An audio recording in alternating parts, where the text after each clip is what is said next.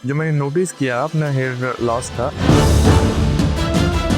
वो करीब 5-6 साल पहले मैंने नोटिस किया जब यहाँ से मेरे बाल जाने लगे।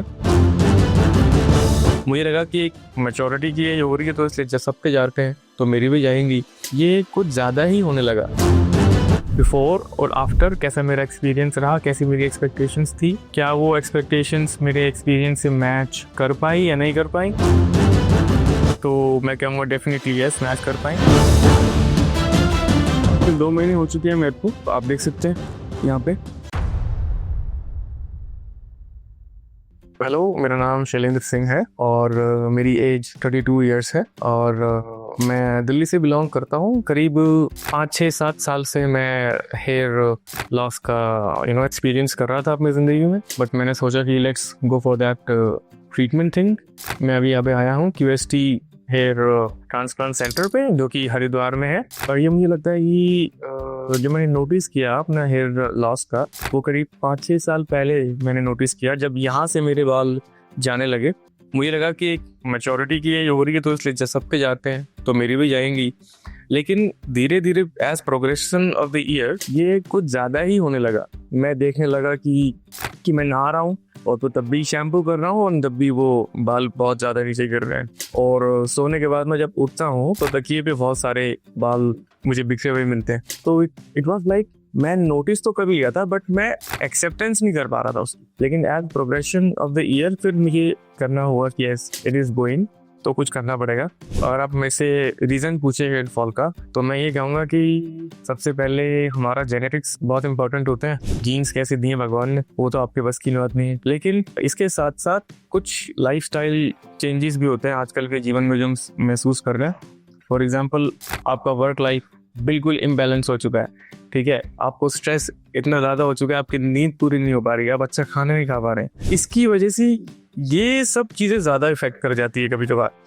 मुझसे पूछेंगे कि अगर कितना लाइफस्टाइल में चेंज होता है हेयरफॉल के कारण, तो यस थोड़ा बहुत चेंज तो होता ही है। आपकी लुक्स आपको बहुत कुछ देती हैं और आपकी लुक्स आप उससे बहुत कुछ छीन भी लेती हैं।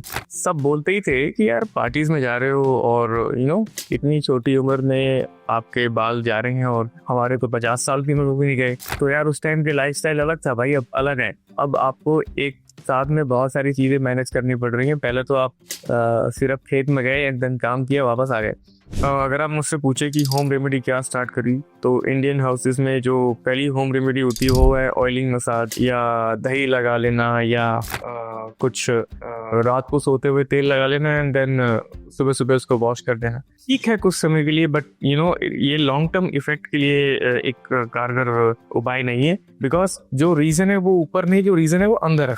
रीज़न हमारे जीन्स के अंदर होता है, रीज़न हमारे स्ट्रेस के अंदर होता है कि आपको ये क्यों हो रहा है, और हम ऊपर से इलाज करते रहते हैं। So once and for all एक ही बारी में जाइए, आप शॉर्ट कीजिए। अगर आप मुझसे पूछे कि मैं ट्रांसप्लांट का कब से प्लान कर रहा हूँ, तो मैं ये कहूँगा कि आई थिंक 2 या 2.5 साल से मैं ट्रांसप्लांट का रिजल्ट प्लानिंग कर रहा था कि मैं कब करूँ, बट मैं नहीं कर पाया बिकॉज मैं बाहर रहता था। और अभी मैं इंडिया में आया हूँ, देन तो मुझे टाइम मिला है करने का, बिकॉज ये मेरी कंट्री है।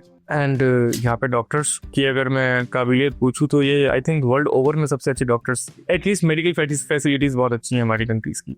और लेकिन मैं देख रहा था कि मैं कौन सा सेंटर चूज़ करूँ जिससे मेरा ट्रस्ट हो और एक कॉन्फिडेंस बिल्डअप हो जाए। ऐसे देखा कि बहुत सारे सुपरस्टार्स और सेलिब्रिटीज़ यहाँ पे आ रहे हैं और उनको अच्छे रिजल्ट मिल रहे हैं। और नॉट इवन सुपरस्टार्स, नॉर्मली भी पीपल अगर यहाँ पे आते हैं तो उनको रिजल्ट अच्छे मिलते हैं। And that's what I want, that's what actually people want, इसलिए मैं भी यहाँ पे हूँ। और जब मैंने क्यूएसटी सेंटर को कॉन्टैक्ट किया, सबसे पहले मैंने दिल्ली में किया था, तो वहाँ पे मेरी मल्टीपल सेशंस हुए फोटोग्राफ्स के, मल्टीपल एंगल पे मेरी फोटोग्राफ ली गई और उसके बाद बताया गया पूरे जाँच करके कि आपको 4500 ग्राफ्स यहाँ पे लगेंगे। तो मैंने कहा लेट्स गो फॉर दैट, देखते हैं क्या होता है। और उसके बाद काफ़ी सारी टेस्टिंग हुई, मेरी ब्लड रिपोर्ट की टेस्ट आई, एंड उसके बाद डॉक्टर से मेरी काउंसलिंग हुई, एंड देन उन्होंने मुझे कंप्लीट फॉर्मल तरीके से पूरी तरीके से काउंसल किया कि ऐसे ऐसे प्रोसीजर होगा, फर्स्ट डे पे ये, सेकंड डे पे ये, एंड थर्ड डे पे दिस दैट प्रोसीजर। एक इस तरीके से ट्रस्ट बिल्डअप हो गया कि यस जो है वो एक ऑथेंटिक है और ऐसा ही होना चाहिए। अगर आप पूछे कि सर्जरी को लेकर क्या थिंकिंग चल रही है, I am very hopeful because doctors और स्टाफ यहाँ पे बहुत प्रोफेशनल्स हैं एंड नीट एंड क्लीन। मैंने अभी तक ऑफिस देखा है इनका। कुछ ही देर बाद मेरा एक हेड ट्रिम होगा एंड देन हेयरलाइन बनेगी। आई एम एक्साइटेड बिकॉज ये ऐसा है कि मैं हर साल कराने वाली कोई एक्टिविटी तो है नहीं, क्योंकि ये तो पहली बार हो रहा है जिंदगी में। तो I am okay little bit nervous but excited more कि चलो जो होगा वो अच्छा होगा। तो मैंने ब्लड टेस्ट करा लिया है एंड ब्लड टेस्ट डॉक्टर्स ने देख लिया है एंड वो बिल्कुल ठीक है। सो इन अ शॉर्ट बाय मैं सर्जरी के लिए जा रहा हूँ और तब तक प्लीज जुड़े रहिए मेरी जर्नी से। और थैंक यू QST हरिद्वार में मेरी अभी की सर्जरी हुई है, जिसको कंप्लीट हुए करीब 15 या 20 मिनट हुए हैं। और डॉक्टर्स बहुत ही कोऑपरेटिव थे, बहुत ही सपोर्टिव थे एंड द डॉक्टर्स थे यू कैन से कि 15-20 मिनट में मुझसे पूछ रहे थे कि how it is feeling, how it is going and आपको कोई दर्द तो नहीं हो रहा है या आपको कुछ प्रॉब्लम तो नहीं हो रही है दूसरी चीज़ के रिगार्डिंग। और ऐसा कोई दर्द वर्द की बात, ज़्यादा दर्द नहीं होता है कभी कभी, लेकिन एक ऐसा लगता है कि कुछ पिंस सी चुभ रही है, वो भी शुरुआत में चुभती है। लेकिन एक बार ही आप एनेस्थीसिया आपको दे दिया जाता है देन कोई आपको दर्द का एहसास नहीं होता। और जहाँ भी दर्द का एहसास हो भी रहे आप डॉक्टर को बता देंगे तो आपको दोबारा से एनेस्थीसिया दे देंगे। तो मेरे हिसाब से मुझे दर्द हुआ होगा तो इन द 5% हुआ होगा वो शुरुआत के लेवल पे, उसके बाद नहीं दर्द हुआ। जब मुझे एनेस्थीसिया दिया गया तो तब मैं पूरी तरह होश में था और एनेस्थीसिया देने के बाद में मेरे को यहाँ पे पूरी की पूरी नंबिंग हो गई थी ताकि मेरे को पेन ना हो जो भी डॉक्टर सर्जरी करेंगे उसके बाद, क्योंकि ये सर्जरी 8-9 घंटे लंबी होती है। इसमें डेफिनेटली हर किसी इंसान को वॉशरूम जाना होता है या उसको भूख लगती है। तो मेरे को ऑन टाइम जब भी मैं चाहता था रेगुलर कि मुझे वॉशरूम जाना है या मुझे भूख लग रही है तो मुझे खाना चाहिए, तो डॉक्टर्स एंड सब स्टाफ बहुत ही सपोर्टिव थे। वो मेरे को वॉशरूम लेके जाते थे और वापस भी लेके आते थे और ऑन टाइम मेरे को रिफ्रेशमेंट भी दी जाती थी। रिफ्रेशमेंट काफ़ी हेल्दी होती है यहाँ पे। अगर आप मुझसे पूछो कि मेरा एक्सपीरियंस या मेरी एक्सपेक्टेशंस पूरी हुई हैं या नहीं हुई, डेफिनेटली मैं यही कहूँगा कि मेरी एक्सपेक्टेशंस कम्प्लीटली पूरी हो चुकी हैं। जैसा मैं चाहता था कि ऑपरेशन हो और स्टाफ जैसा बिहेव करें, जैसा मैं चाहता था वैसा ही उन्होंने बिहेव किया। बहुत ही पोलाइट, बहुत ही अच्छा स्टाफ है यहाँ पे।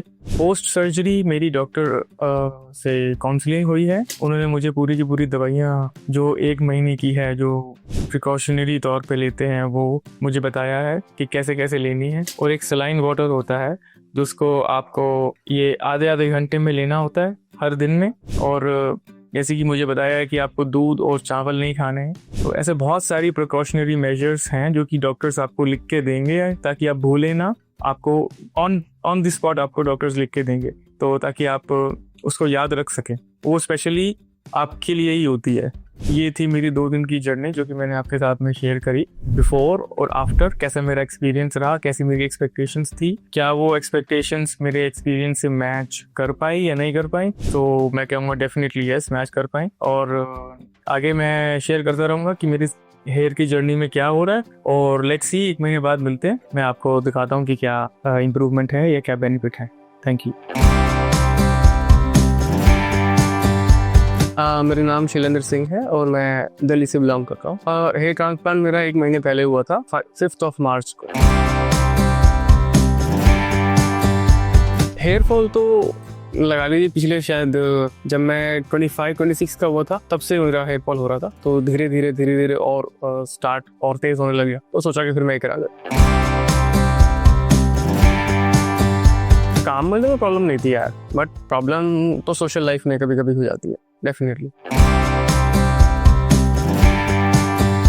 हेयर ट्रांसप्लांट के लिए मैंने खुद डिसीजन लिया था अपना।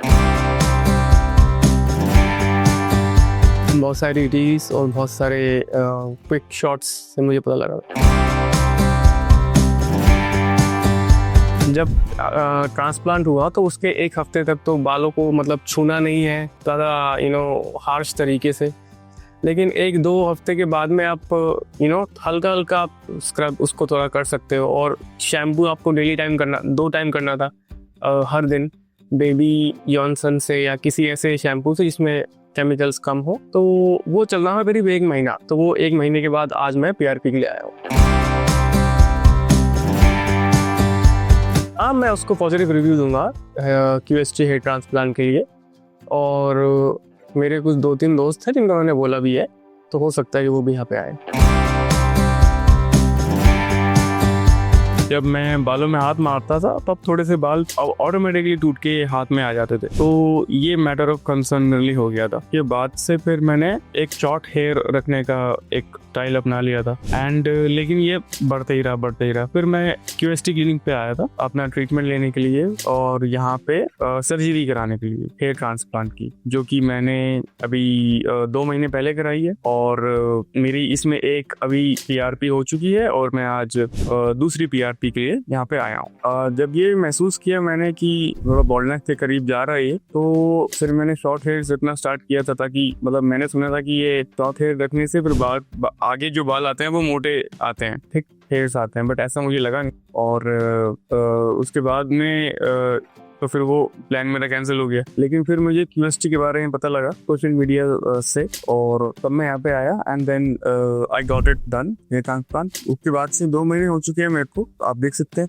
यहाँ पे थोड़ा सा अब एक हार्डनेस लगती है ऊपर, थोड़ा सा थिक हेयर्स मुझे लगते हैं। और अगर आप ये कहें कि मैं मैंने कोई ऑयल यूज किया या नहीं किया, डेफिनेटली किया था जब मेरा हेयर लॉस हो रहा था, लेकिन एक परमानेंट इलाज वो नहीं है, क्योंकि परमानेंट इलाज ये चीज है जो हेयर ट्रांसप्लांट है। ऑयल से मुझे नहीं लगता कि आप कितने दिन तक और सरवाइव कर सकते हो उस चीज से। जब हेयर ट्रांसप्लांट हो रहा था मेरा, अगर आप दर्द के बारे में पूछें तो मेरे को ऐसा कुछ दर्द इतना खास हुआ नहीं, क्योंकि पहले से एनेस्थीसिया दे रखा था और दर्द इतना होता नहीं है कभी भी, बस हल्का सा कभी कभी यही आप सर पे खुद हाथ लगाते हो तो वैसा ही कुछ आपको एक सेंसेशन महसूस होती है, मगर दर्द नहीं होता ऐसा कोई। और अगर आप PRP की बात भी करें तब भी ऐसा कुछ मुझे महसूस नहीं हुआ कि आपको कोई दर्द जैसा कुछ झेलना पड़ेगा या PRP में कुछ ज्यादा टाइम लगेगा। PRP में आपका ही ब्लड लेके आपको ही चढ़ाते हैं और एक सेफ प्रोसीजर है और मतलब आई थिंक 10 मिनट की बात होती होगी ये PRP। मेरा फर्स्ट सेशन हो चुका है और अब मैं सेकंड सेशन के लिए जा रहा हूँ। लेट्स सी क्या होता है।